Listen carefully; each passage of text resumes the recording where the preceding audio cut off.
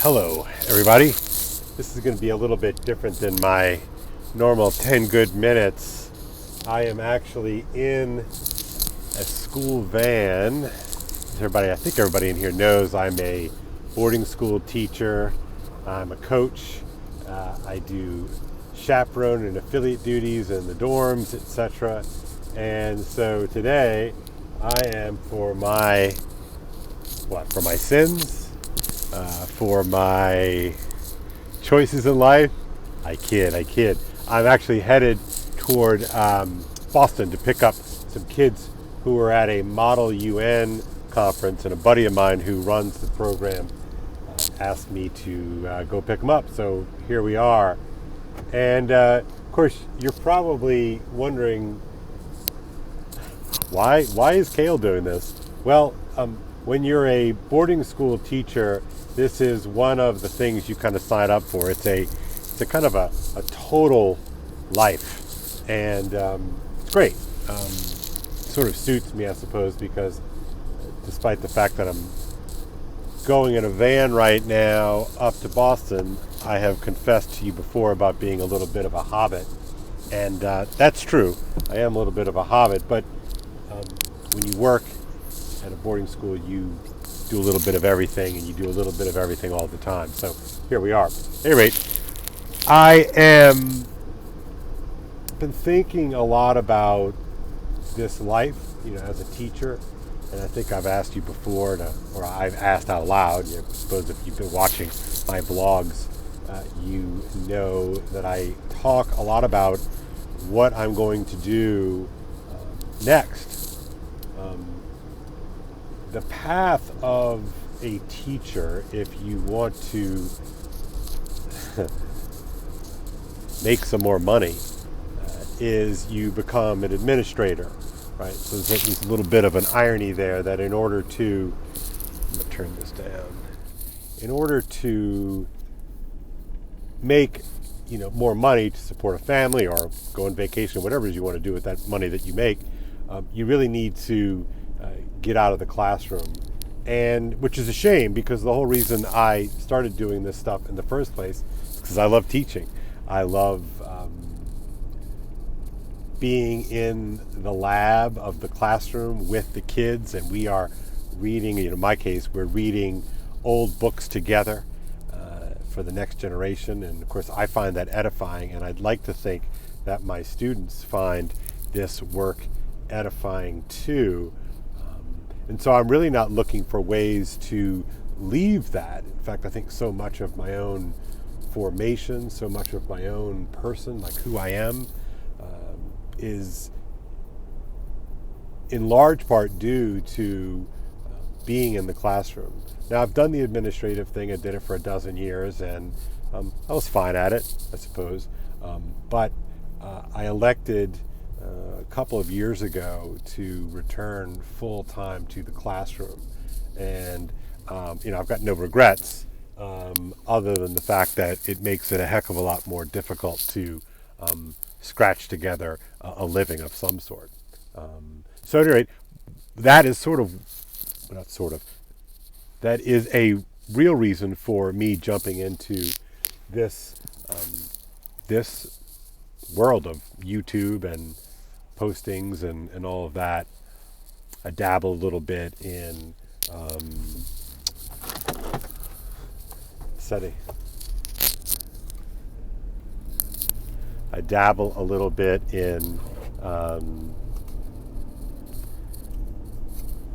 Instagram and all of that. I'm just setting myself back up. Sorry, I don't want to.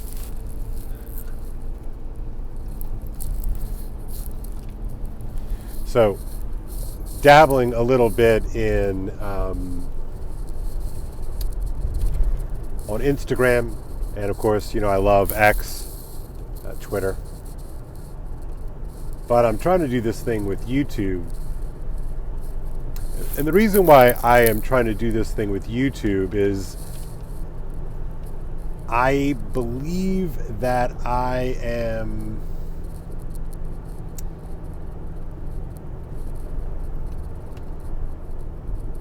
the reason that I'm going into YouTube is because I think it's the right platform to extend my work as a classroom teacher. I've made my bones taking old books that are largely difficult to understand, at least for upon first review, and making those things not only understandable just at that base level of these are the words and this is what the words mean, but even kind of beyond that, and making them ultimately relatable, because I believe that these old books are still being read and assigned and published. Sure, because you can always make a sale on a Penguin Classic, but there's a reason, there's a profound reason why they're still around, and that is because they have in them certain access points to help a reader, whether that reader is in 2024 or 1924, 25, 1725. Latent within these works is the capacity to disclose profound and necessary things for us to make sense out of the world. And though it might make a slight different point to somebody 100 years ago or 300 years ago, a book like the Odyssey remains as salient now as it has been throughout the time in which it finally got written down. It was told orally for a really long time prior to that, but then we get to the point where it gets written down and it takes on a kind of career, if you will. I think books have careers, not just jobs, but careers. Books have careers that far extend the original context. So at any rate, I feel like I'm pretty good at not only helping students understand the works, but also how, in coming to understand the work, they come to see something that is true about themselves and their own situation and the world that they are inheriting. So that's what I do in the classroom. But I suspect, and part of this is in part based on the conversations that I have with parents, and it is a curious part in one's teaching career when you start having students whose parents are younger than you, the teacher. And so that's interesting. And so one of the conversations that I have with parents now, when I get a chance to meet them and when they have a chance to experience my classroom, is they're like, man, I really wish I could do this. I really wish I could read along with you, or I really wish, I had had an opportunity to read, I don't know, Dante, say, or Sir Gawain and the Green Knight, or the Canterbury Tales, or Macbeth, or whatever it is we're talking about. And I always tell them, well, it's not too late, so you should go ahead and read along with me.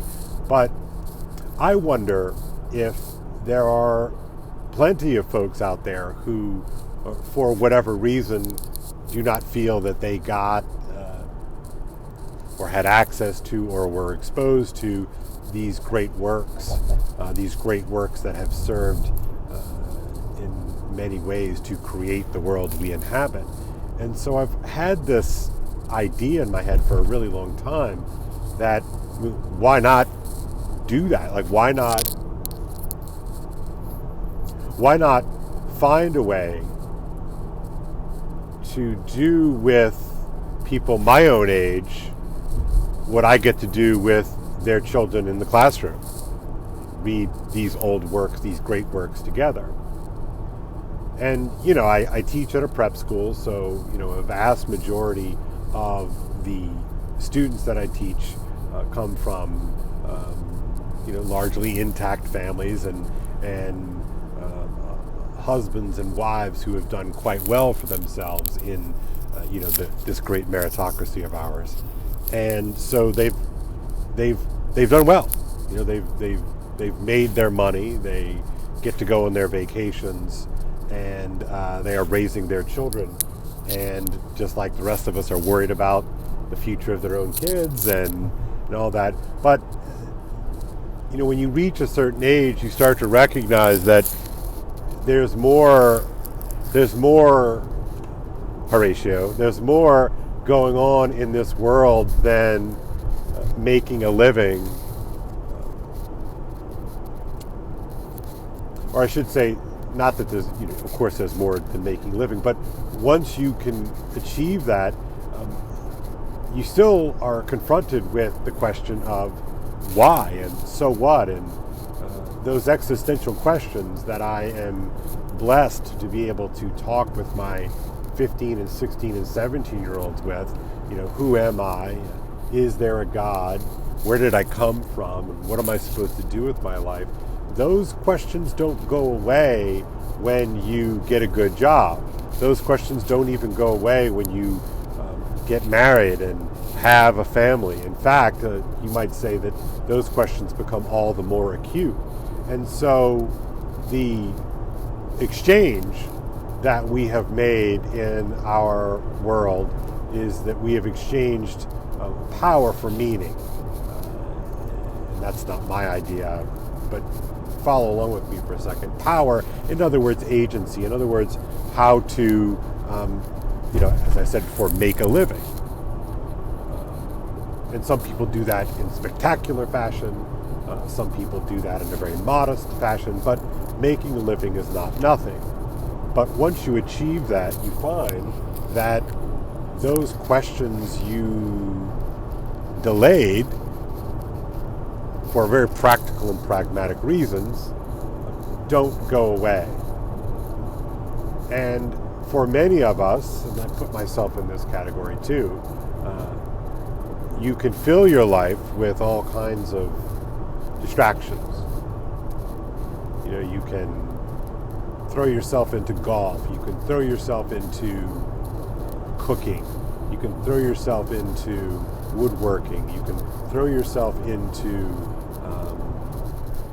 any number of pastimes, football, with the big show, and you can sort of become an expert in pro football or college football recruiting, or you can follow all those things, and those are certainly fun to do, but it's ultimately not something that will answer your deepest longings, your deepest desires to know. And what I have found is that those questions that we have as human beings, while they don't go away, and definitive answers as such can be elusive, to say the least,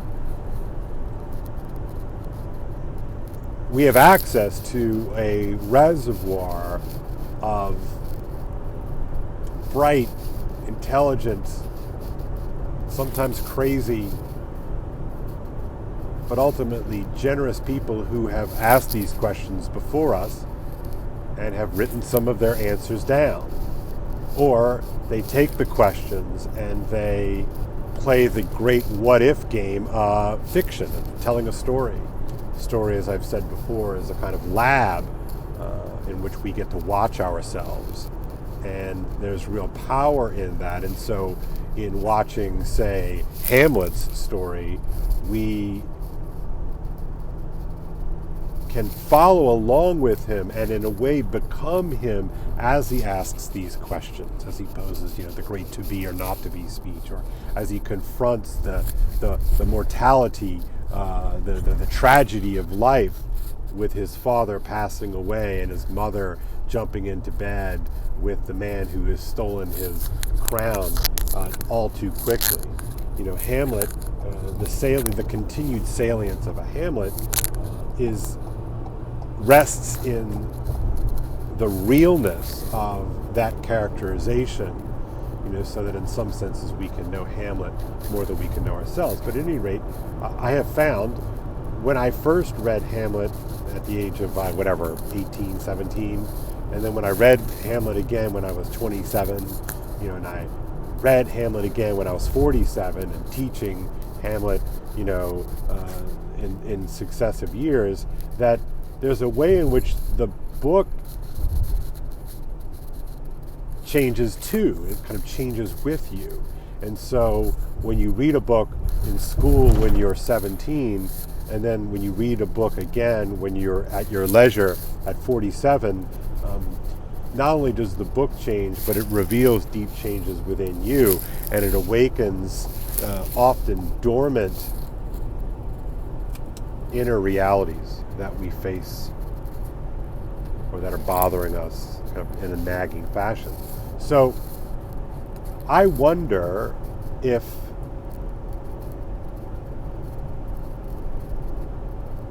adults could find their way back, and maybe find their way too, because one of the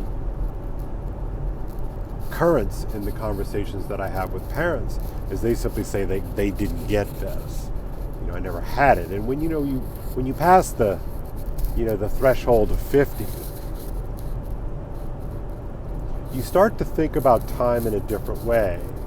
I joke with my students all the time, that I'm more than halfway there, and they haven't even halfway begun.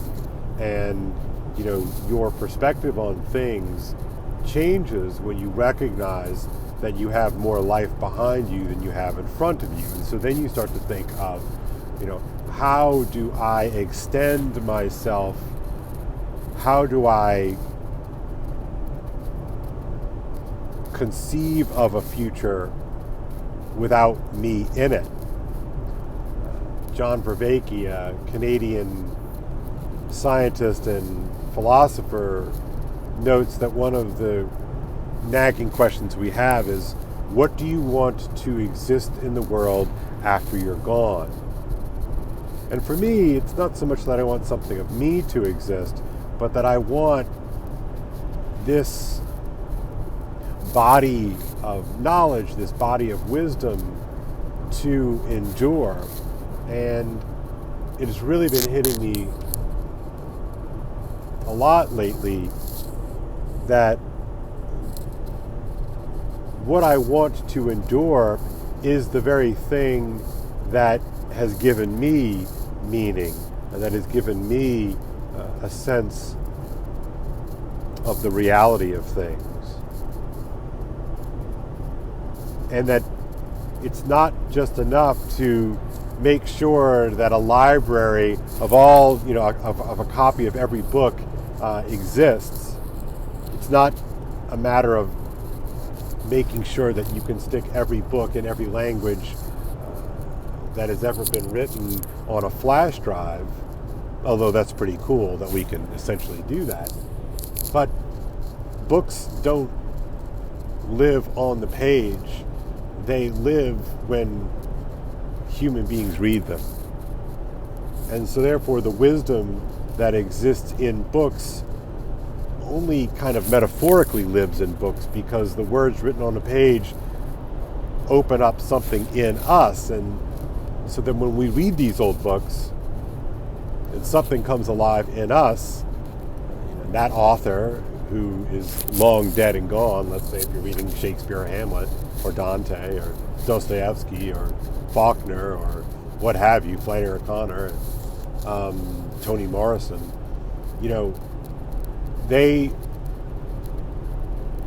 what they stood for, what they professed, what they captured is still alive in us. And it's such a powerful experience to watch a student in my classroom fall in love with Prospero in The Tempest. It's always kind of funny to me. It's always amazing to watch students walk as Dante with Virgil into the bowels of hell and be moved by all of those interactions. And you begin to, I realize that whatever it is that Dante saw is continually being seen. and that this wisdom is so important to build us out as people, right? To build us out as individuals. As I've said, we are our metaphors, and we have a responsibility to build out our metaphors as much as we can. But you don't have to have 2,000 titles under your belt. You can have a half dozen. You can start to get the references, and when you start to get the references, you have that strange fraternity in which you can kind of look at each other and give each other the nod, and it's like, I know what you're talking about. I catch your drift. I saw that reference. Just like when we run into somebody who understands a reference you make of a Seinfeld episode or a Simpsons episode, those kinds of things. You kind of look at each other and you're like, oh yeah, I get that. And I think this is the power of memes. It's almost like memes are not memes until you share them with friends, or that you're somehow not friends until you can share memes. One of the great joys of my own life has been sharing memes with my own children. They're teenagers now, but they show me a good meme, I show them a good meme. It's a fun way of developing a kind of resonance between the two of us. But anyway, going back to this sort of larger sense of great books, the tradition, broadly and generously understood, is a collection of memes which we are sharing amongst each other, but also across time. And so I believe that there is a sizable chunk of the adult population who feel like they missed out on it.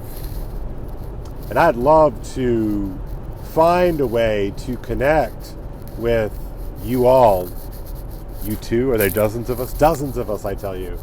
Are there a dozen folks, are there 2 dozen folks out there who feel like, man, I did my thing, I raised my kids, I've seen every vacation spot in the world that I kind of want to see, but now what? And I want to tell you that in part, shouldering the responsibility of passing on the culture to the next generation is no small thing. And sadly, many of our universities, many of our colleges, but especially our universities, if you follow my thinking here, have abandoned their responsibility as being guardians of the inheritance. And it's so sad to me because they were supposed to be the ones who were to keep the flame going. Instead, not only have they decided to forego their responsibility as cultural guardians, but many of them see their role as in a sort of weird, twisted moral sense of destroying that tradition, destroying that cultural inheritance, because our culture is nothing but repression and supremacy and oppression and all those sorts of things. And I just think that's such a low resolution read on the nature of reality, but it's also just a low resolution take on the great variety, I dare say even diversity, of the tradition. The fact that the great books of classical education has become right-wing coded is such a sad thing. And I certainly don't blame the right-wingers. Folks on the right have seen that in almost sort of romantic, quixotic fashion. They've seen it as their role to protect that which has been forsaken by everybody else. So don't let the culture wars come between you and your own thoughts about the Iliad. Do you need to read the Iliad to become, a good and true and holy person? I don't think so. Will it help? I do think so. I think it will help you, because anything that can plug us more profoundly into the real, anything that can plug us more profoundly into our shared humanity, has to be a good thing, has to be something that makes us better for doing it than if we had not done it at all. And so as I enter into clearly the last half of my teaching career, maybe last third, I don't know, and as I'm on my way here to Boston to pick up a bunch of kids, I wonder if there's a way of reaching a new group of students, non-traditional students, we might say, who find themselves maybe not having been particularly interested in these matters when they were 20. But now that you're 50, you do care. Like, you want to know these things. And, for me, they have also been an entree into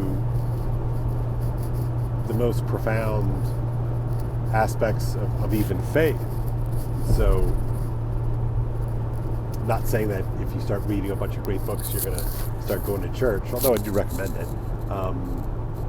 What you find when you experience profundity in something that is long past its sell-by date, when you experience the profundity of somebody like Pascal, who is long dead, and he says that all the problems in the world stem from man's inability to spend 10 minutes alone in his own room. And you start to chew on that a minute. You start to really get at what the claim he's making there. That boredom is the thing we're most scared of. Therefore, what we do in order to avoid boredom is to distract ourselves away from these questions that I'm talking about. You start to recognize, man, how old is this guy? How long has he been dead? Because, man, he sounds just like me the other day on my drive home when I realized that all I do with my life is to distract myself from unpleasant realities. Well, what if you could steer right into that? What if you could make the decision that I'm not going to distract myself from these existential questions. I'm not going to distract myself by running away from boredom, but I'm going to let myself get bored, because I know somehow that when I ask myself why I'm bored and what I'm scared about when I'm bored, these existential questions are right there. And you can kind of throw a mirror up and you can say, who am I? Where did I come from? What am I supposed to do? I mean, are there any more important questions than those? And it's one thing to come up with like an academic answer to that question. The literature says that these people say it's this, and these people say it's another thing, and these people think it's another thing, and you kind of play that academic game. I'm not really talking about this as merely an academic exercise with a review of the relevant literature and the state of the question the last 10 years. No, I'm not really talking about that. I'm talking about this in terms of what does it mean for you? Well, our boredom is a tell. Our boredom and our dread of that boredom is a canary in the coal mine. So as I ask myself, again, what am I going to do with all this stuff I learned? I don't think I'll ever not be a teacher. Although I might prefer being a teacher in a slightly different way than getting in a big 12-passenger van and heading up to Boston in the snow in order to pick up a group of students at a Model UN conference. Not that there's anything wrong with this, but I crave to be an instrument of this spirit.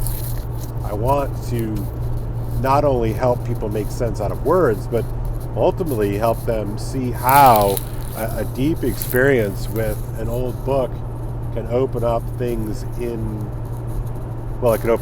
you. And I guess like a tough therapy session, it might be a little bit unpleasant in the immediate aftermath. But, when you stick with your program, it leads to a kind of opening up, a broadening and an expanding and an extension. And you start to recognize that it's not so much about you living for an extra 30, 40, 50 years. Unlike that guy, Mr. Bryan, whose motto is "Don't die." It's a false immortality that he seeks. This is that Silicon Valley billionaire who's trying to hack his body so that he doesn't die. Good luck, friend, good luck. But I don't think he's asking the right questions. You recognize that this mortal coil is exactly that. It's mortal. We're going to die. And so then the question becomes, what do I do with this information? What do I do with the fact that I'm going to die? And I think, in part, my life, your life, has meaning insofar as we participate in meaningful things that extend beyond the mere 80 or so years of life that many of us, most of us in the first world, are blessed to have. So that we recognize that when we plug ourselves into something larger than ourselves, that is our access to something real. Consequently, I think this is one of the reasons why people find such meaning in having children, because as soon as you have children, you recognize that you are plugging yourself into eternal currents of life. But I do think that it scales even larger than that. So, let me know in the comments if anything I've said today resonates with you. I'd like to be your kind of online teacher of old books, especially if you are in the second half of your life and you want to get a little bit closer to those things that you have that nagging suspicion hold meaning and hold purpose. So, I know I don't say this enough, but please go ahead and hit the like and subscribe button if you like and subscribe this. Share it with people. And let me know in the comments what you might be interested in. And teachers, what any kind of insights I can afford or offer for you. Be happy to share what I've learned in the lab for these 25 plus years that I've been in the classroom. So, all right, folks, I am getting closer to Boston. The weather is holding up, so hopefully this video recorded and I didn't inadvertently not hit the record button. And anyway, until next time, you're going to continue to see me with my 10 good minutes. I know this has been a little bit more of a long and rambly type video, but I just wanted to take some time to discuss with y'all, what I'm thinking, why I'm doing this YouTube channel in the first place, and what I hope to do is ultimately connect. That YouTube is and the socials are an amazing opportunity for us to be in more than one place at a time, right? In my classroom, I've got my 15, 16 kids. We're gathered around a table, but right now I'm talking to you, and who knows where you are, or if you're even listening to this today, or in 2 years from now, or in 20 years from now. For the record, it's February 9th, 2025, and for the historical record. All right, guys. Until next time, be well, God bless, Godspeed.